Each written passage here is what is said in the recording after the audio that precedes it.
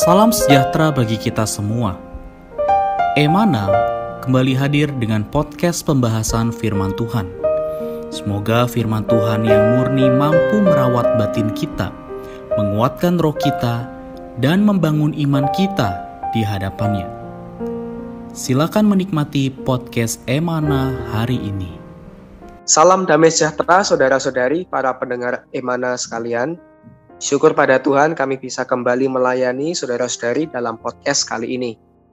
Malam ini sudah bergabung bersama dengan kita Saudara Irfan. Puji Tuhan, Saudara Irfan. Ya, puji Tuhan. Senang bergabung kembali. Ya, amin. Saudari, saya dengan Saudara Irfan akan sharing satu judul yang sangat menarik, juga akan memberkati kita. Judulnya adalah Dunia Ini Tidak Layak Bagi Kita. Nah, ayat firman Tuhan kita ambil dari dalam kitab Ibrani pasal 11 ayat 38a dan ayat 40. Dikatakan demikian, dunia ini tidak layak bagi mereka, sebab Allah telah menyediakan sesuatu yang lebih baik bagi kita. Tanpa kita, mereka tidak dapat sampai kepada kesempurnaan. Puji Tuhan, dari ayat ini, bagaimana nih menurut pandangan Saudara Irfan mengenai topik juga ayat yang kita bahas kali ini? Ya, baik, puji Tuhan ya. Topik yang kita bahas ini menurut saya sangat menarik ya.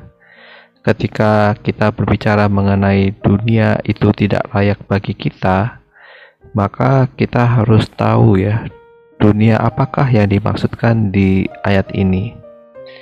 Nah, dalam bahasa Yunani, kata dunia itu ada 3 arti.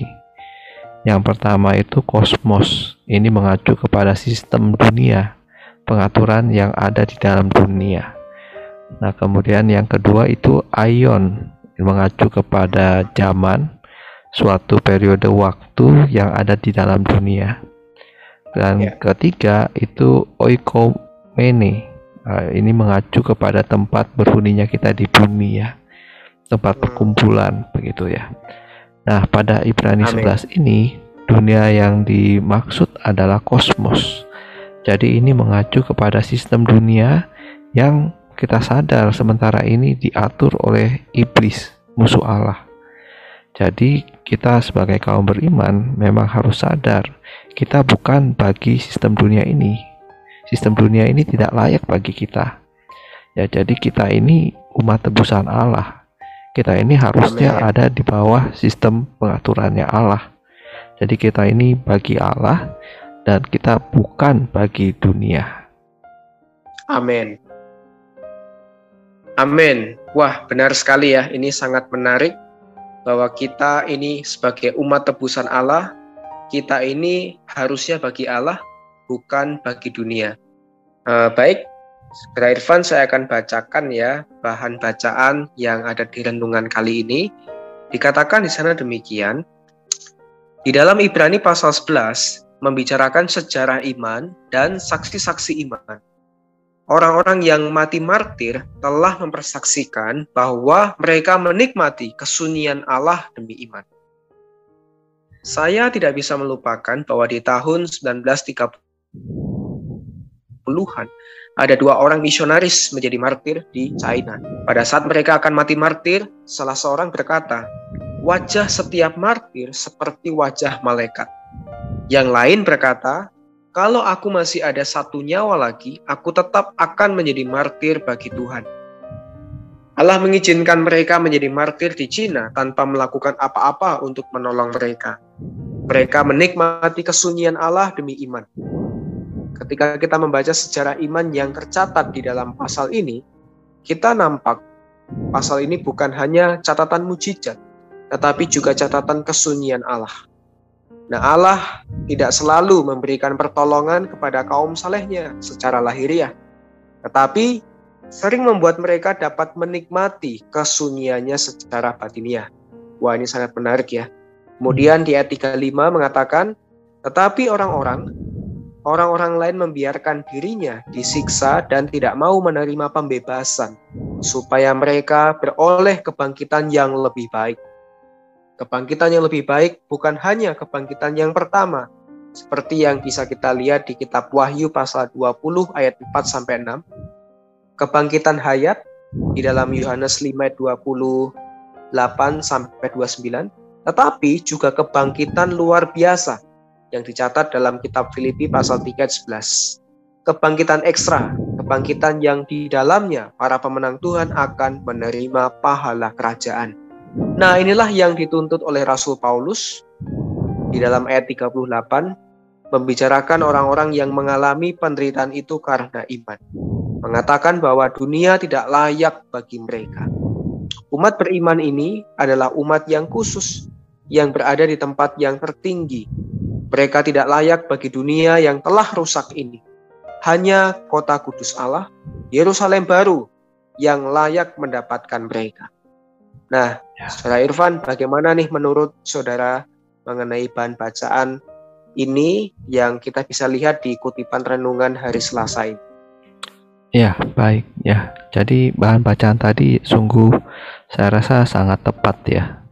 Jadi kalau misalkan kita teliti dengan cermat ya mengenai Ibrani 11, ya ini di ayat 1-nya ya definisi iman ya kan. Jadi berbicara mengenai iman.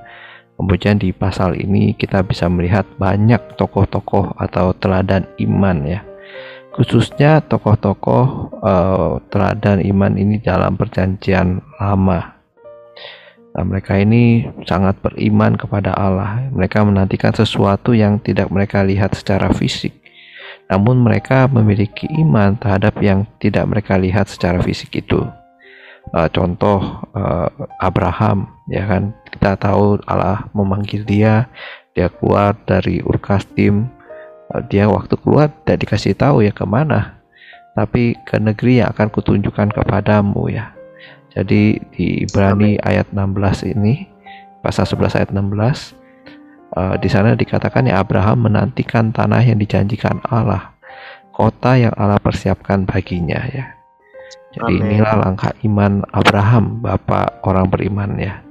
Kemudian ada juga Musa ya. Di ayat 24-27 di sana disingkapkan Musa ini menolak disebut anak putri Firaun.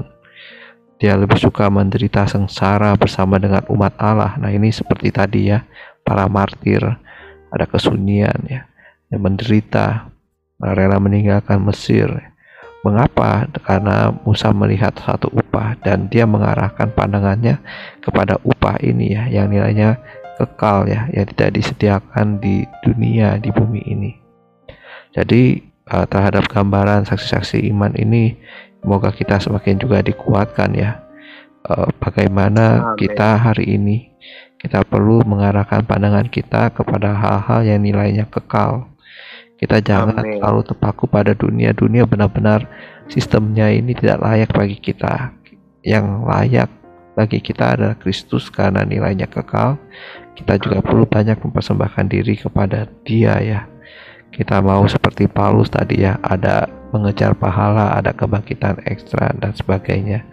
Ya, ini juga harusnya menjadi doa kita. Tuhan, aku mau mengarahkan pandanganku kepada hal-hal yang bernilai kekal, perkara mendapatkan pahala kerajaan, dan saya bisa dengan jelas memproklamirkan ya, saya bukan bagi dunia, tapi saya bagi Allah, bagi kerajaannya, bagi kota kudus ya, tadi dikatakan bagi Yerusalem baru ya. Semoga menyertai kita semua. Amin. Puji Tuhan, apa yang dikatakan oleh Saudara Irfan sangat mendorong kita, juga memberkati bahwa hari ini kita sungguh perlu mengarahkan pandangan kita kepada hal-hal yang nilainya kekal, kepada pahala kerajaan. Saudara-saudari, kita bukan bagi dunia, bukan bagi sistem dunia, tetapi kita bagi Tuhan, bagi kerajaannya, kota kudusnya, Yerusalem baru.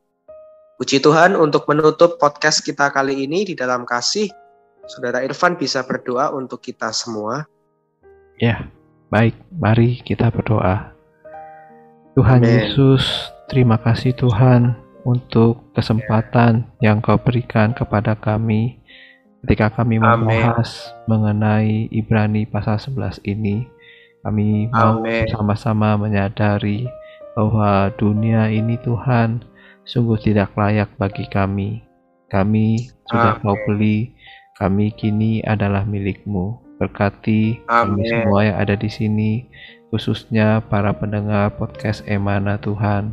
Kami mau Amin. bersama-sama seperti Paulus, seperti teladan-teladan iman di dalam Ibrani 11 ini. Tuhan, kami bukan berharap kepada apa yang kelihatan sementara. Tuhan, kami mau berharap kepada yang kekal. Oh Tuhan, Amin. dapatkan kami semua. Tuhan, kami adalah bagi Tuhan, kami bukan bagi Amin. sistem dunia hari ini yang dikuasai oleh si musuh. Biarlah Engkau bisa menguasai kami semua. Kami adalah bagi Amin. Tuhan. Jaga hari-hari kami Tuhan, hidup oleh iman, hidup penuh dengan pengharapan akan Dikau, mengejar pahala, Amin. mengejar kemuliaan, oh perkara kerajaan di depan kami. Berkati hari-hari Amin. kami ke depan Tuhan, di dalam nama-Mu kami sudah berdoa. Amin. Amin. Sekian pembahasan firman porsi hari ini. Sampai jumpa di podcast berikutnya. Jangan lupa untuk download aplikasi Emana pada handphone Anda untuk manfaat yang lebih banyak. Tuhan Yesus memberkati.